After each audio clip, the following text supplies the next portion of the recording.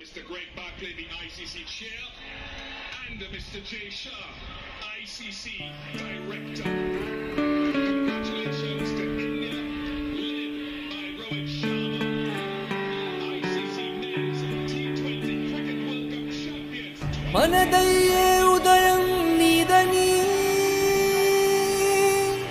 మనమంతా కాలం గుండెకే చాటుదా నేడేలోని జ్వాలని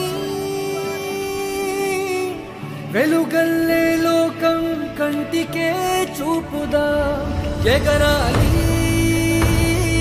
ఎగరాలి గగనంలో ఈ జెండా ఎగరాలి మన కలలే నిజమవ్వగా ఎదనిండే గర్వంలా వెలగాలి ఎగరాలి